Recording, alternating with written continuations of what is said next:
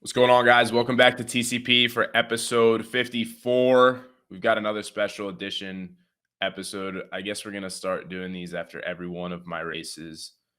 I have no problem with that. I love sharing the story. So I'm very, very excited to talk about the New York City Marathon. I'm sure that plenty of you saw the tweet that I put out last weekend.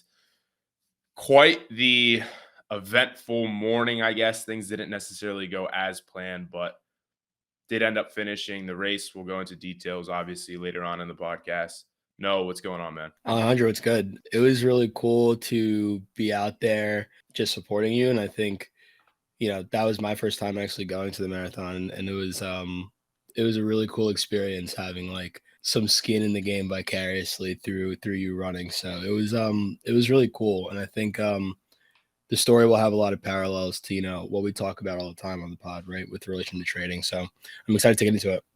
Yeah. So the New York City Marathon was this past Sunday, 50,000 runners. I ran the race last year. It was like my first ever race. So I was excited to do it again. But last year, I think there were only about 20,000 runners because it was the first year after COVID. So they skipped 2020, I guess, 2021. Had the race this year back to full force. And the first thing I'll say, anybody who's ever thought about running New York, whether you're a runner or, it's like a bucket list thing that you've wanted to do, I highly, highly recommend it.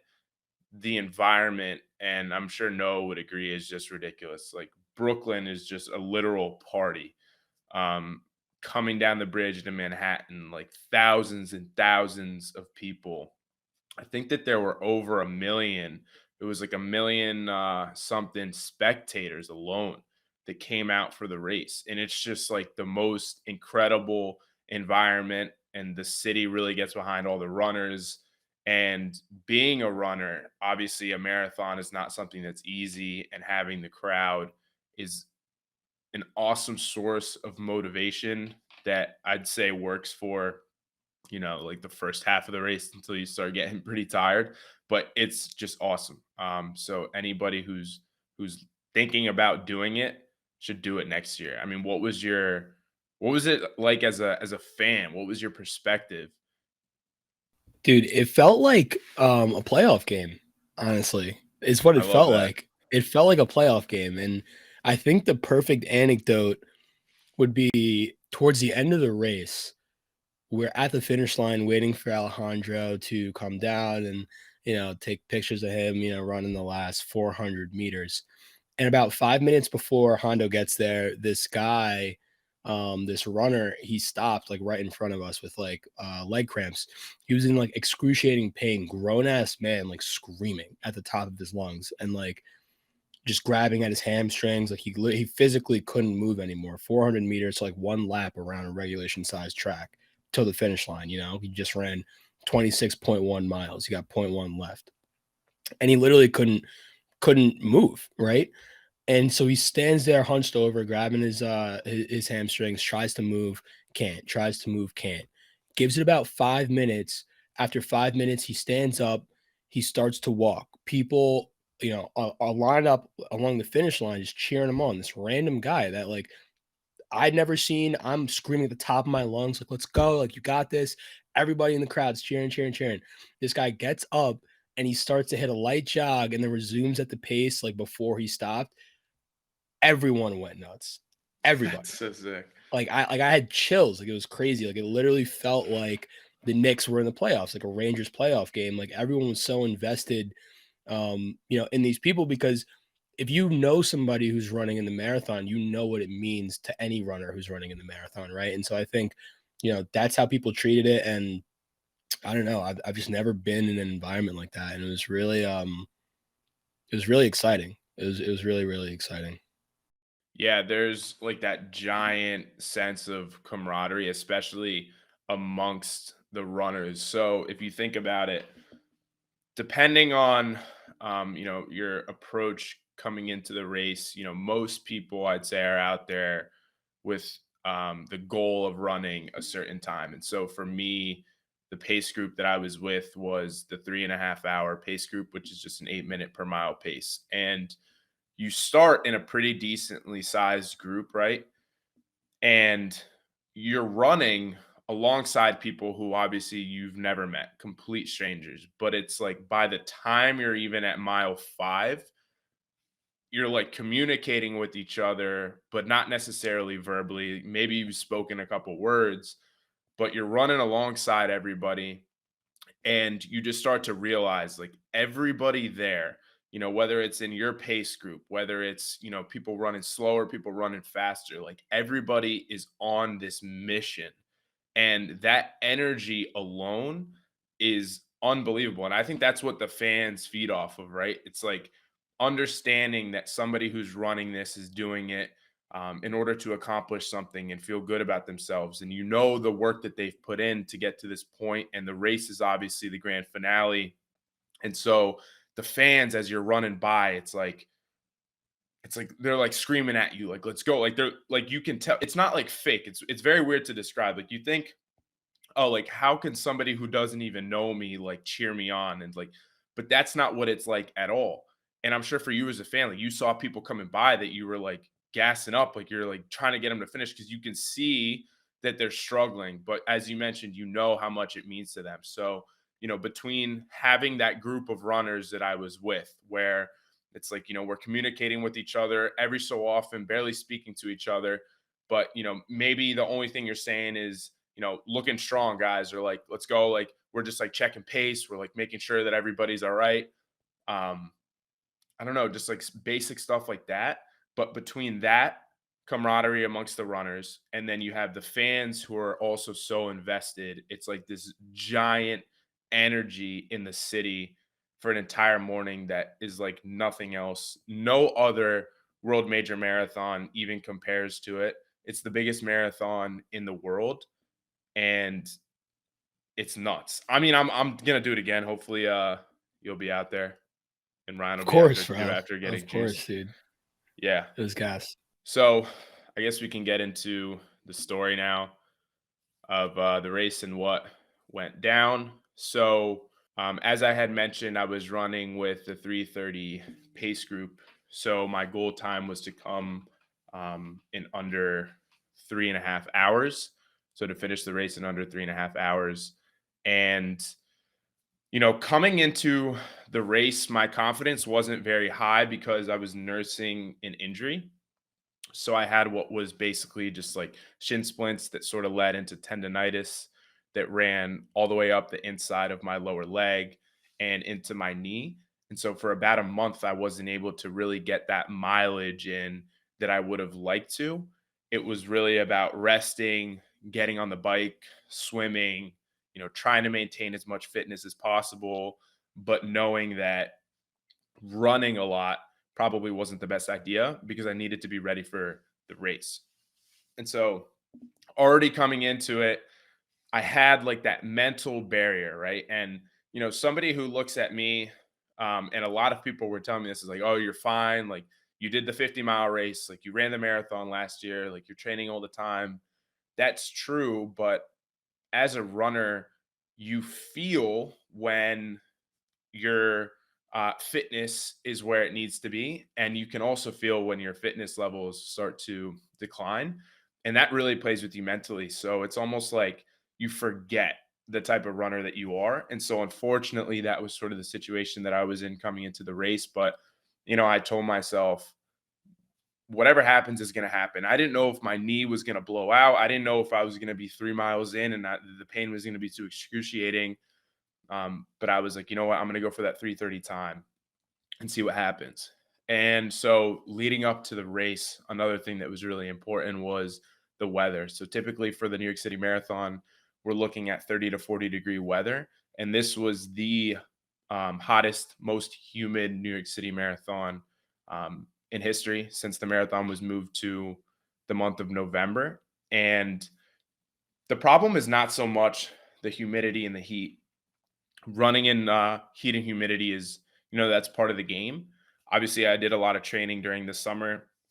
That's when I was training for my 50-mile race. But the problem becomes when you haven't trained in the heat and humidity for 3+ months. And so every runner that was coming into New York wasn't necessarily prepared for it.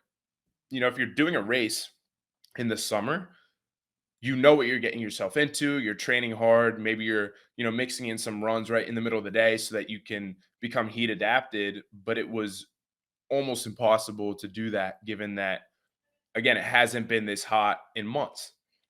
And so that was obviously going to be a big factor. But the energy is high and you don't really know how much it's going to affect you, right? So the only thing you can do is prepare. You have your nutrition. For me, I had Martin gels and electrolyte salts, and I ended up downing like 9 gels during the race, which is, double the amount I did last year. Just because I felt it was important to try to fuel myself as best as possible, knowing that my body would be giving a lot. And so to start the race, I went off with the 3:30 pace group, running 8 minute per mile pace. And by around mile 10 is when I knew that it was going to be a really, really difficult race. My leg felt good, which was awesome. I think that the adrenaline was definitely helping, and I wasn't feeling any pain in that area. One thing I did notice, however, is that my heart rate was extremely high, extremely high. I think it was a mix of the heat and just not being as fit as I would have liked to be because I had taken that time off from running and I wasn't able to get those long runs in. And so my heart rate, I just couldn't get it below 160. I remember when I started the race, my heart rate was at like 170, which I literally turned it off because I couldn't believe what I was looking at. Typically when I'm running an 8 minute pace in my training, I was like in the 140s, maybe 150s, as far as heart rate goes. And that to me was like a big, big mental thing. I was like, oh my God, like look at how hard I'm having to work just to maintain this pace this early. And so again, I just knew I was going to have to work so hard to hit this goal time. And so by the time mile 10 came around and we're cooking through Brooklyn, so the race starts in Staten Island, you go over the Bears Bridge.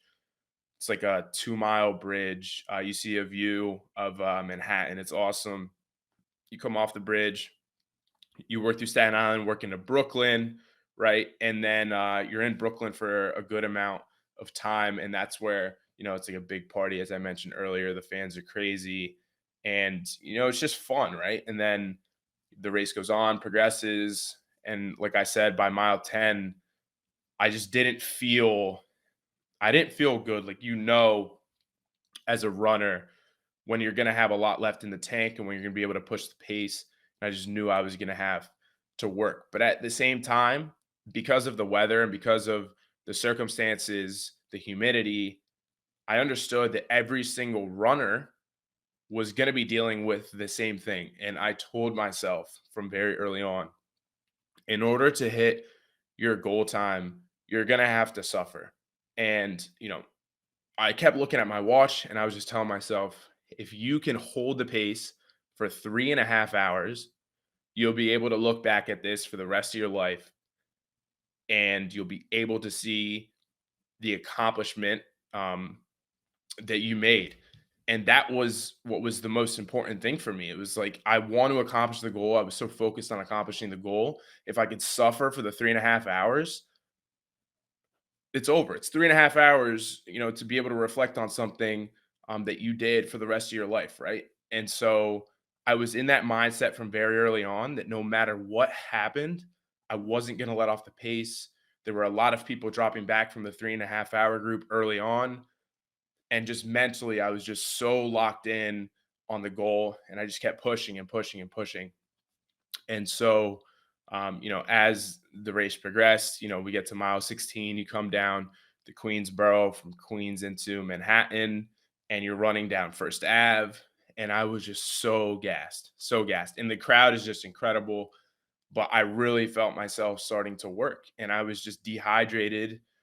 Despite fueling, I just wasn't, getting that extra boost. But again, I was like, this is a lot of what marathon is about.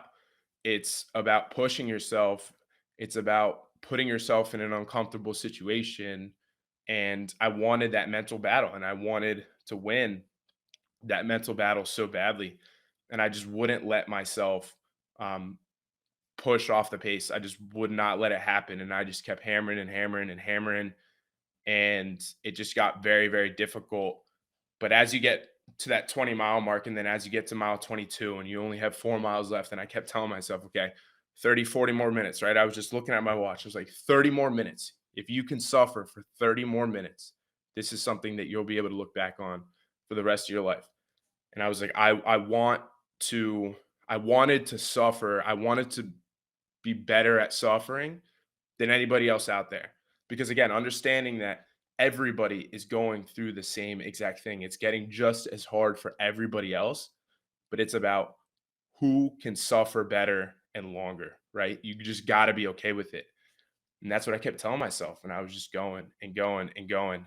And then um, with about a mile left in the race, mile 25, I started to make a push ahead of the 330 pace group because I wanted to come sub 330. So I wanted to get that 329, and I really started working. And at this point, like I barely even like know what's going on. Like like I have very little control of my body is what it felt like. It was like my mind just completely taking over, just so focused on that finish line, like needing to do whatever it took to get there. And, as I'm pushing, I kept looking back to see how far um, the 8 minute pace group was behind me. And so I kept going and I would look back and I would check back. And I didn't see them at one point.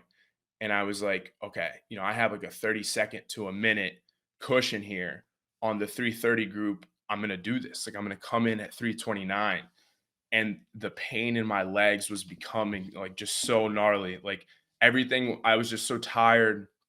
The amount of effort it was taking, um, just for a single step was so much. And I kept like feeling myself like start to slow down. And in my head, I was like, no, you can't. And I would like kick it into another gear and kick it into another gear.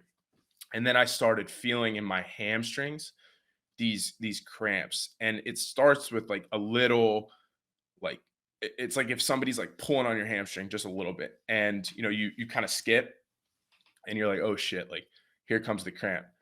And so I was literally just praying. I was praying. I was like, I kept looking at my watch, and I had about 4 minutes until I was going to finish the race, because I knew based on the pace that I would come in at 329. I had about 4 minutes left, and I started getting the cramps. And I was like, you just, I just like basically begging my legs to hold on for another 4 minutes, because I knew that I was so close to just completely shutting down. Because of course, at some point your body can only do so much, and having pushed the pace in the heat for that long.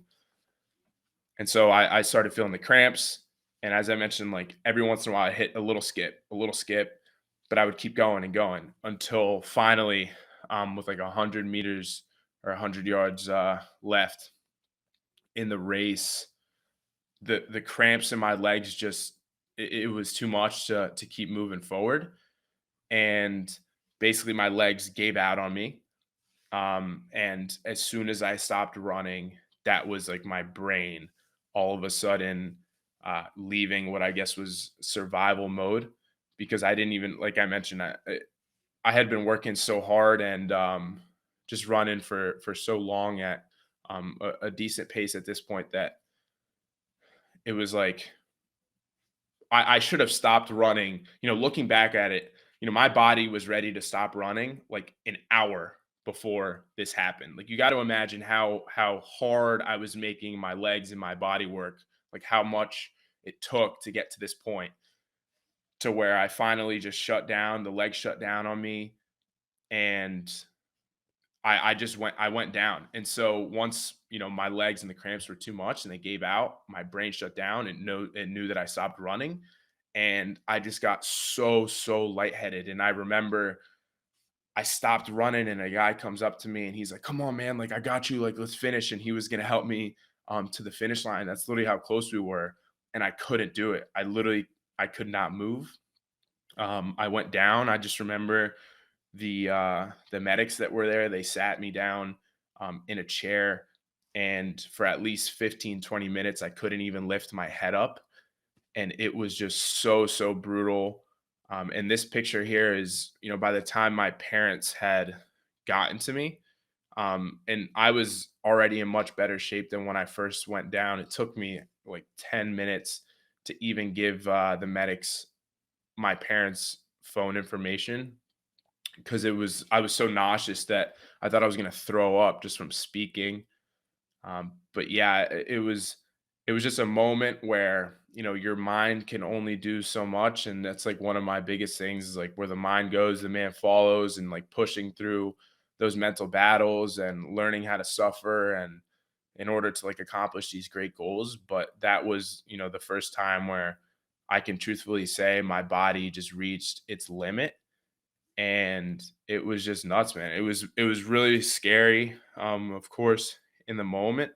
And they kept asking me, do you want to go to the medical tent? Do you want to go to the medical tent? And I was telling them no. I was like, there's literally no way. I knew that I had, another 6 hours before they were going to even stop the marathon. And at no point did I think to myself, especially that close to the finish, that I was just going to walk away, and have them take me off and take me to the med tent. I knew that I wanted to finish the race, and that's what ended up happening. After about 40 minutes, with help from my dad, I was able to get out of the chair and finally walk. But yeah, I mean, looking back at it, when you're that close to the finish line and you just shut down completely, that's not so much a thing of, okay, I don't want to run anymore. That's legitimately the body saying, you can't.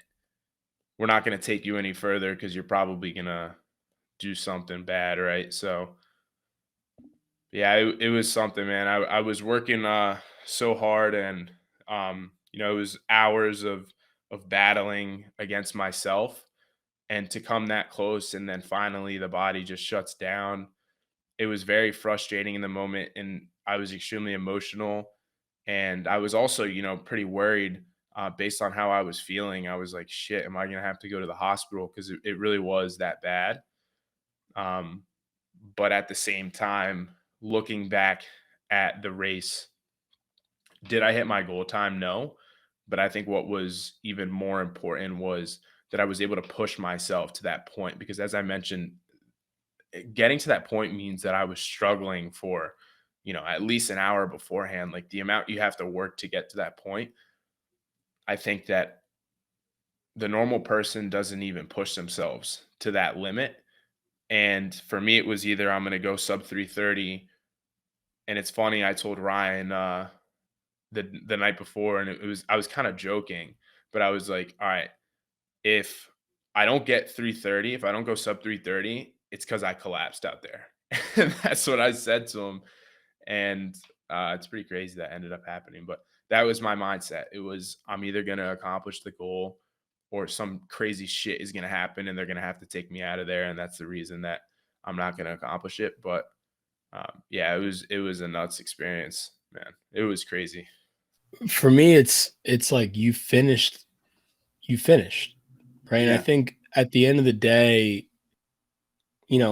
that's really what matters. And obviously, like knowing you as a person and knowing the standard that you hold yourself to. When we initially heard that you didn't get the 3:30, um, obviously I knew you'd be super disappointed, but I thought at the same time, and I texted you this, to be able to push through that sort of adversity and still finish the race, I think, speaks volumes to, what this means to you and how hard you did work out there. And so I think, you know, obviously props to you for the amazing display. And for me and Ryan who were there, it was kind of like a crazy experience because we had seen you like a couple of minutes, like right before right before the finish line, and we thought you would finish the race. And so from our perspective, it was like, man, like Alejandro just crushed this. He hit his 3:30. This is great. And then obviously we find out what had happened. But I thought, I don't know, man, it was like surreal to even hear that because it was like we thought you weren't going to be okay for a little bit. And I think that that's like, where your brain immediately goes. Like, it's no longer about like the marathon or the finish line. It's like, Right. is Alejandro like all right? And so, just glad you're okay, dude. And glad, it wound up being a positive experience. Yeah. Let's bring in Ryan. You said that Ryan was there as well. It was awesome to have your guys' support. Let's get his take. Ryan, what's going on? Yo, what's going on, guys? First time on the Producer pod. Ryan on the freaking Yo, Welcome to the pod, bro. show. dude, first time showing Mitt here, dude. I'm excited. Dude, yeah. Ryan, let's That was, talk about it, dude. Let's talk about that last like 5 minutes really, where we were, standing at the finish line, Ryan and I, and another one of Alejandro's friends, waiting for him to cross that finish line. And it was pretty crazy, right? When he finally came around the bend. dude, the thing is, like, Alejandro probably doesn't understand that you and I lived like two different timelines. We saw Alejandro 400 meters from the finish line. Like, and we ran with you until you went around the bend where you fell. So for us, it was like for at least 45 minutes, like the truth of the day was you finished 8-minute mile under 3:30, and to get that call 45 minutes later where it's just like, "Oh," like, there was no doubt in my mind. Like, it wasn't a possibility that that could have happened. We saw you finish the race essentially, and then to find out that that didn't happen and that you were on the ground and that, like, everything was still up in the air, it was just like to feel a day kind of switch like that, you know? I mean, you talked to me about how sick the bars are after the marathon. I was like, "Dude, this is gonna be the best day of my life." Dude, I was like, "Dude, this is gonna be a ripper." Like, we're gonna Yeah. go slide to these bars and, like, dude, your buddies, when they came in after they finished, they were like, "We're hitting the bars, dude," and, like, now we went from, okay, our friend just did something. I mean, obviously still incredible, but like he accomplished his goal. It's gonna be a party to being like, are we going to the hospital? Yeah. Is he gonna be okay? And it's just crazy the way when you're pushing yourself to an extreme like that, it can just turn like on a dime, you know? Yeah, and I mean, again, talking about the goal, and it is crazy that you guys did like thinking about when I hear you talk about it, you did pretty much see me finish the race. And it's like that is so nuts to think how Yeah. close I was.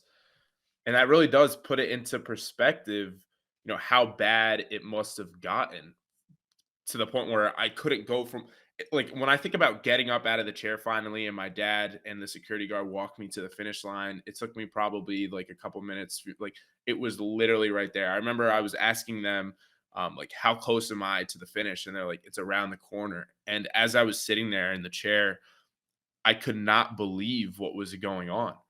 I've never felt anything like that. I go on runs all the time, runs that are hard, runs that are difficult, and you feel like you're pushing yourself so hard, and then you finish and you're able to walk away, and it just ends up being a good workout. Looking back at what happened, I legitimately pushed my body to its limit, and it's just so nuts. But again, thinking about the goal, and we were thinking about celebrating if I came in under 3:30 and how things quickly changed, and my finishing time ended up being 4:18. The 3:30 goal, the reason I do that is not to be able to tell people, I ran a sub 3:30 marathon. It's because I know in order for me to run sub 3:30, I'm going to have to go out there for 3.5 hours. And for the majority of it, it's going to be really fucking hard.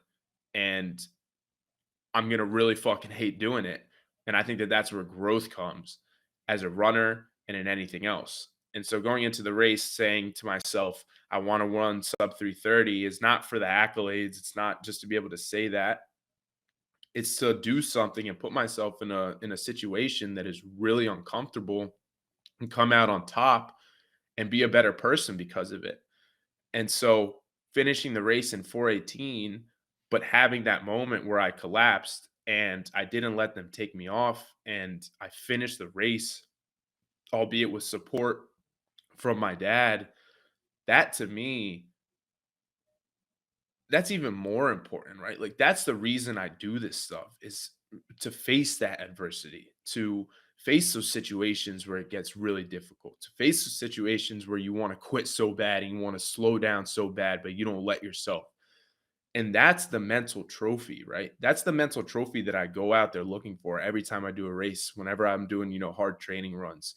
It's not about, let me, get the medal at the finish line and get it engraved with 329 so I could hang it up. Like, fuck all that. Like, that's not what it's about for me. So, in the moment, it did suck, but that's that's what the marathon is all about, right? That's what these races are all about. It's about pushing yourself, accomplishing something that you didn't think you could accomplish. It's not about going out there and, some people, you do it for enjoyment, right? You don't have to, you don't have to race every race. But for me, if I'm going to tell myself, this is what I want to do, I want to push myself, I accomplished that. Looking back at it, I accomplished it. Like I accomplished my goal, regardless of what the time says. Two things. One, massive shout out to Mr. Borjas, your dad. I mean, that Beast. Yeah. absolute beast. I mean, that picture of him right there carrying you One across the one thing finish I'll line. say one thing I'll say Yeah, before you continue, it was yeah. funny. So on the 50-mile episode, he couldn't make the trip. So I kept talking about my mom, my girlfriend, my girlfriend's parents. And after the episode came out, my parents listened to it and he was like, "What the hell? Like these people are gonna think you don't have a father." So he wasn't at that race, but now he's the star of the show. So it Yeah. ended up working out, which is pretty funny. But you can continue now. Yeah, no, that's why I had to give him a shout out. He hasn't gotten enough love on Yeah. TCP, and so I wanted to make sure that he was recognized, because that's incredible, right? Like to be able to be there, right, for your son in a moment like that, I think is super cool, and I'm sure that that's something that he'll never forget, right? And so, major props to him. And then secondly, I think the primary parallel just through the primary parallel, just through, going to the race, experiencing it in person, and I guess just trying to connect it to what we talk about here every week, right? On Trading Camp Pod, is really what you just described, and the fact that you were able to finish, right? Even though there were several moments of adversity throughout this 3.5 hour race, and it didn't necessarily go how you had depicted it would, before the race, you still found a way to finish. And I think that when we talk about every single week how difficult some of these things can be when it comes to trading, when it comes to investing, when it comes to really doing whatever you care about, um, you're going to get thrown these curveballs, and it may not look like what you had always envisioned, right? Like I know personally, like when I started trading 4.5 years ago, I really didn't expect, 4.5 years in, to still be grinding, to still be trying to learn. I genuinely thought when I had started trading 4.5 years ago that by now I would be taking 2 trades a day from a beach somewhere in Mexico, with a pina colada in my hand. Like that's literally what I thought. Like I'd seen these videos of these people on YouTube driving the fast cars and having all of the pretty girls, and I was like, oh, dude, that's gonna be me in like 2.5 years. Like I could just rip this and I'll be fine. And like you get these curveballs along the way where it's like it's not that's not actually what it is. It may not actually look like what you had hoped, and so when you're presented with that adversity every single time, you have a choice, right? You have the choice to say, okay, this isn't what I thought it was going to be. Screw this, right? I'm going to go do something else. I'm going to give up on this and I'll go and try something else. Or you can say, okay, even though this isn't what I had planned for from the jump, I still want to accomplish the goal that was initially set out, right? Having that goal, having that why in the back of your mind. And I think that why did you want to do the race? Like you said, it wasn't necessarily to be able to tell all my friends, hey, I ran a sub 330. It wasn't necessarily to get that medal so that you could put it on Instagram or whatever, right? It was to push yourself and to put yourself in a situation where you knew that you were going to have to work extremely hard, and you may not, even with that hard work, you may not achieve the goal. And I think having that ability to say, okay, it's not going my way, but I'm going to push through because I have a core reason for being here. I have a core reason, a core want for doing this. I think that can apply to really anything, right? Whether it's trading, whether it's running a marathon, whether it's baseball, right? Whether it's learning how to code, right? Whether it's learning a new dance, whatever it is, like it may not always look like you wanted it to in the beginning. And that's where you fall back on that why. Why am I doing this? Why am I here in the first place? Because if Alejandro had a bunch of shallow reasons why he went out to run this marathon, when you collapsed with 100 meters to go, I can promise you it would have been much more difficult to get up and say, fuck that, I'm not leaving until I finish this. It would have been significantly more difficult for you to actually finish. And so it's not just the running. I think that the marathon was really a microcosm of what we talk about every single week on this podcast is really having that why and understanding, you know, you're remembering your core values of why you're doing anything that you're doing, why it's important to you, and to just keep those in mind when things get tough. I absolutely agree. And to add on that, I just want to add something that Alejandro specifically taught me about mentality that day was when he went down. We have a group chat with our guys from home, and Alejandro doesn't even know this, but they were texting. They're like, "Dude, he just finished beast, unstoppable. Like, what? Like, he's a force." And I made a group chat with all of them, and I was like, "Yo, guys, like, he actually just collapsed." I probably wouldn't send anything in the chat because it was my assumption that Alejandro was gonna be like devastated for the rest of the day. I was like, he wanted this so badly. I didn't even know how I was gonna approach like talking to you when we got back to your apartment because I was like, he's just gonna feel so down on himself. He's gonna feel like such a failure. And immediately when I first got there, it didn't take any time for you to be like, this is a different form of success for me. Like this is even more successful in my mind than crossing with the time because I push myself to my limit. And as somebody who has watched, every episode of the pod, listen to you talk about mentality, that was not something I still even understood. I still was thinking it's going to be about the goal. He's going to be crushed. And then to find out that like you had redefined what a successful effort was and like how that can change based on the way you look at it was very honestly eye-opening to me. And I definitely think I was thinking about how it pertains to trading, like the way you guys enter different you enter with the plan to obviously become a millionaire in 2 years, but you learn about discipline and mentality along the way, and that can be just as valuable. And I was like, "Dude, this is crazy. It's not about the time at all." Dude, like, I was like I felt like I was on, like, Full House. It was like a lesson I learned. It was crazy. It was like Disney Channel. I was like, "Dude, it was never about the prestige." Dude, first off, that's sick to hear you say that. That's awesome. That's sick. I mean, to hear something like that, because I always, I preach all the time about mentality, and that's like my biggest thing, right? Is just putting yourself in these uncomfortable situations and coming out on top, and just finding out what you're made of. And still in the back of my mind, I would kind of ask myself, like I remember leaving the 50-mile race, and here I am. I just ran 50 miles, but I was like, did I push myself hard enough? Like I walked away from the race, right? Like I walked away and I was able to go and get dinner with my family. And not that, I mean, it's kind of a messed up way of thinking, but it's just a question in the back of my mind of like, what am I capable of? Like, okay, I pushed myself so hard, but how hard can I actually push myself before the body says no more? Like, what is my mind truthfully capable of? Whether it's running, whether it's trading, whether it's, business, how much can I do? How far can I go? How hard can I push before shit really hits the fan? And again, thinking about this race, I hit that point, and I had told myself for so long, you're capable of pushing harder than anybody else. You know how to suffer better than anybody else. Everybody out there is suffering. but you fall in love with it. And that's what I do when I run. I get in those moments where I'm in the pain cave and it's just so fucking difficult and it hurts so bad.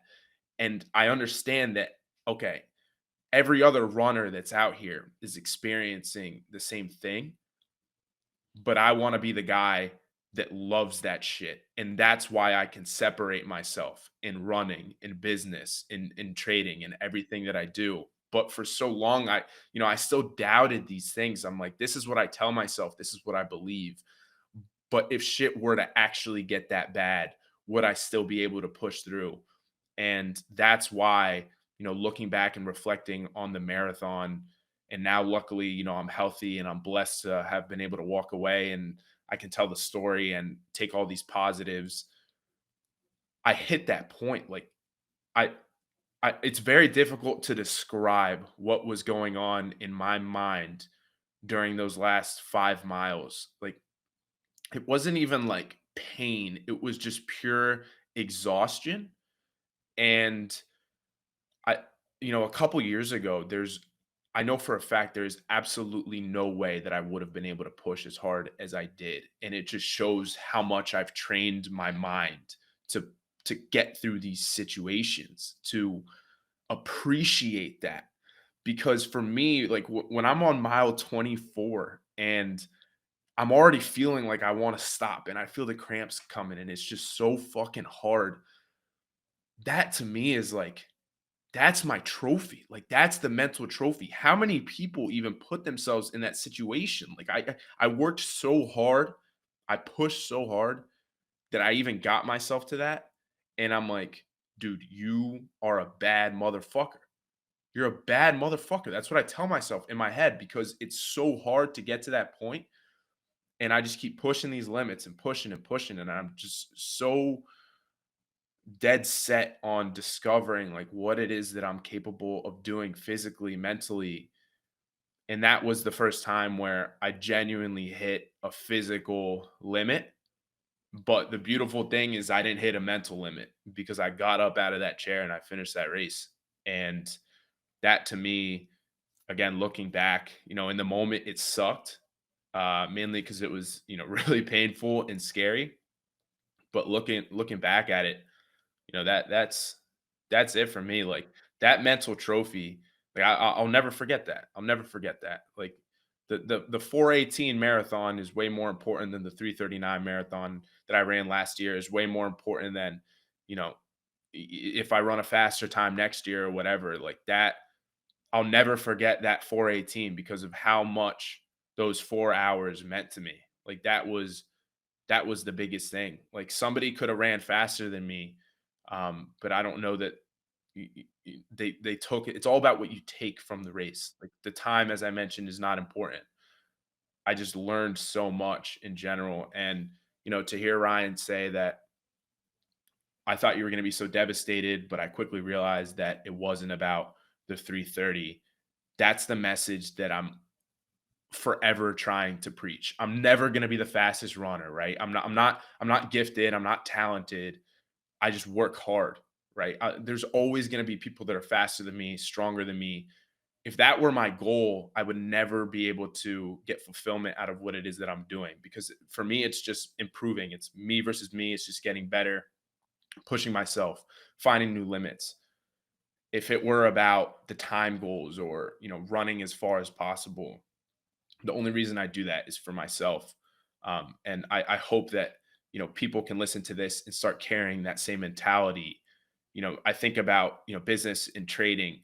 It's like if you continue to compare yourself to other people who make more money, you're never going to be fulfilled. You will never, ever be fulfilled. But if you can say to yourself, okay, you know, this time last year, I was making $50,000 and now I'm making $75,000. Like I'm clearly, doing something right and I'm working harder versus I'm only making $75,000 and, my buddy is making 300K. Like that type of stuff will never, ever put you in a position to be truly successful because you have to be addicted to battling versus yourself versus battling against other people. Like I think that there's very little fulfillment in that. I mean, as professional athletes, like those guys are, I mean, that's different, right? There are situations where competing is extremely important, but I think that in order to compete against others, you first need to be able to compete against yourself, and you need to be able to win. And that's what I felt I did last Sunday at the marathon. That was it for me. Like I won. Like I walked away and I was like, like I didn't hit the goal time, but I won. Like I was a winner today. I mean, look, let's not pretend like 418 is like slow. Like I know several people who ran 418 didn't pass out for 45 minutes. And like they still didn't get that time. So like let's not pretend that like Yeah, after that race, we were like looking at like other people's times, like, dude, you still beat this person. That was pretty yeah, fun. like yeah, enough. With But a I mean, 45-minute sit at the finish line. I just took a exactly. little break. I got tired. Yeah. I took a little break. Exactly. No, but I mean, look, you literally hit the nail on the head, right? Like the goal is not the goal, the journey is the goal, and I think your race was an embodiment of that, right? Your race was an embodiment of that fact. And if you didn't love the journey, like I said, you wouldn't have been able to finish, right? You wouldn't have been able to get to the finish line. And so the that's what I take away from really every race that you do, and particularly this one, is that if you're not in love with the journey, if you're not in love with that mile 24 feeling where it's like, holy shit, I might die. Like if you're not if you're not in love with the journey itself in trading, if you're not in love with, damn, I just lost $5,000 last week and now I have to come back and do this all over again and try and figure it out. If you're not in love with that adversity and journey, like just give it up now, honestly, because you're not going to make it. You're not going to make it. Like you have to be in love with the journey itself. And um yeah, I think that your experience is just a complete embodiment of that fact. I think like people also just like to talk about enjoying the adversity. It's like, oh, like I came up out the mud, like I worked so hard, like all this shit. Like, but when you're actually there, like, can you actually do it? Right? Like, can you actually do it? Like, so many people want this story of, okay, maybe I lost money for a couple years trading, and then all of a sudden it started to click. But as you mentioned, like we've been trading for a while now, and it's like if I lose, four figures in a day, like nobody's coming to save me, right? Like nobody tells me, oh, you've been trading for 4 years already, so we'll give you a pass. This isn't supposed to happen. Like this was a no. Like when you're in that, when you're in it, like are you still okay with understanding that you're gonna have to battle? It's like a never ending thing. I say, and I got this from my favorite, David Goggins. There's no finish line. Like there's no finish line, no matter what it is that you're doing, whether it's like whether it's running, whether it's trading. There's no finish line. It's like as a trader, you expect, as Noah mentioned, to be on a beach somewhere and you're so wealthy and you're just able to extract as much money as you could possibly imagine from the market. But there's really no finish line. It's every single day you have to work harder and harder and harder to improve as a person, because if you don't, you become stagnant, and that's when things get really fucking scary.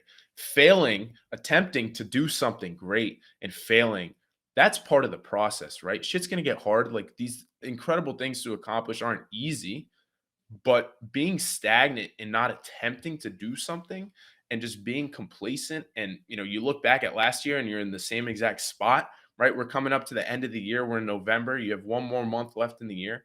If you look back and you're like, wow, I don't even know like what I did to push myself or what I did to become a better person this year, that's fucking scary. That's the risky part. You're risking not becoming a better person. Like that Not to entering me, the arena. you're not in the arena. Put You're not yourself in in the the arena, arena. dude.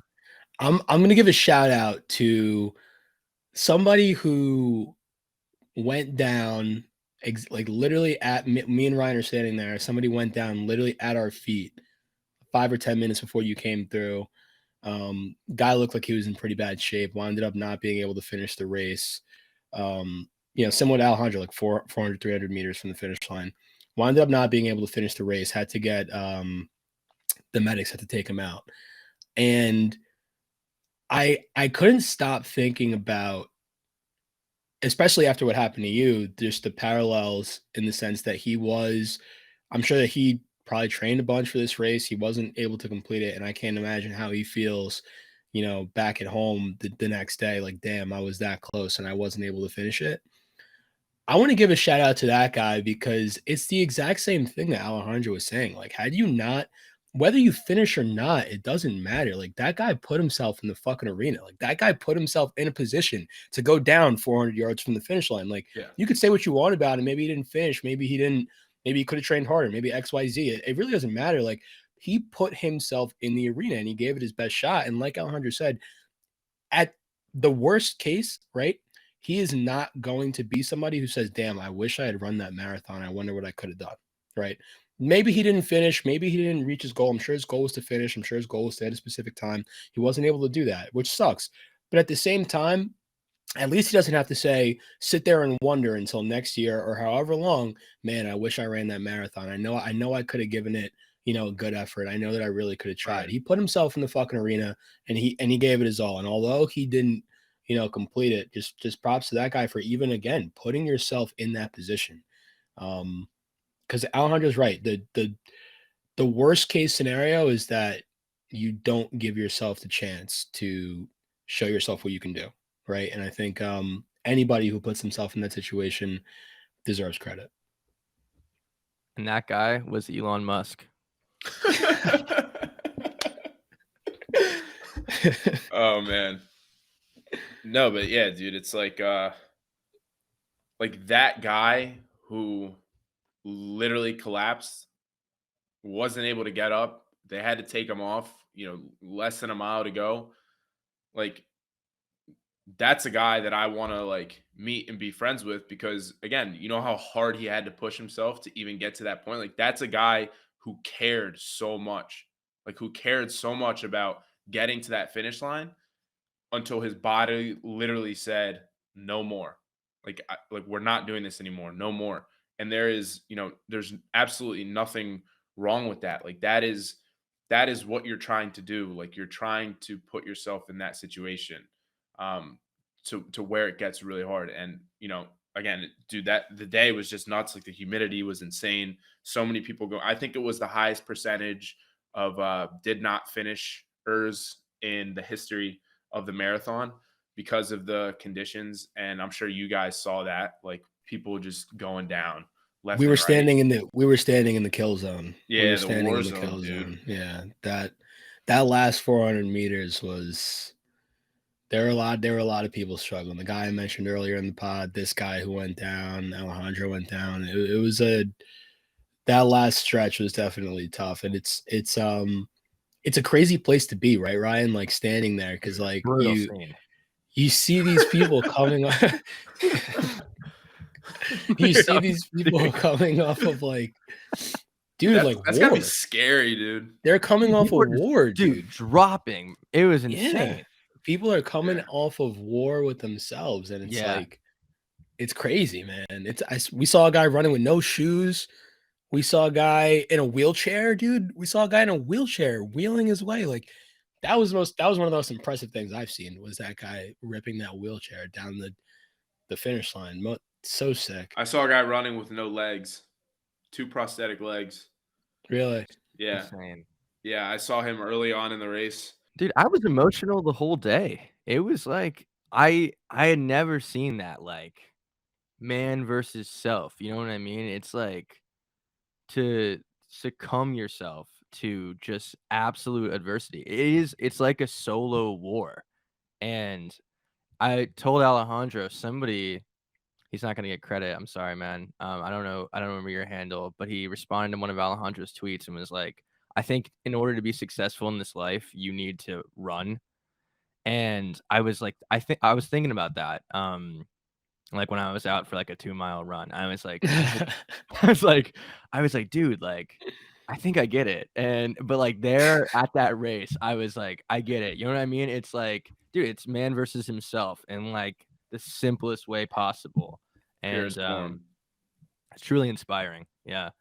I want to reiterate, like I do every time that we have one of these podcasts, you don't have to go and run a marathon to do that. Like, I'm not going to go run a marathon personally, but I can still Noah's put so myself funny. in We see these here, we talk for an positions. hour. He's like, dude, like, this is so important, like everything. And he's like, but also I'm never gonna do anything like this. Yeah. No, like, look, never, ever. But at the same time, it's like Look, man, the message that counts, right? It's the message. And so, um, I hope for all of you non-runners like me, we can take something out of this pod and say, look, you don't necessarily have to go beat yourself up for 22, 26 and a half miles to, feel that sort of glory and have that same drive and really self-discovery, right? I don't think I think that that's not lost in the conversation, right? If that's not what you're going to do, if you're not going to go run a marathon, find something else that's going to challenge you to the point where you constantly say, man, fuck this, I want to give up, right? Find something that's going to challenge you to that degree and fall in love with the journey of getting there, right? Don't fall in love with the trophy at the end. Don't fall in love with crossing the finish line because that's not guaranteed, right? It's not. And as long as you love the journey, you'll be okay. You'll be right.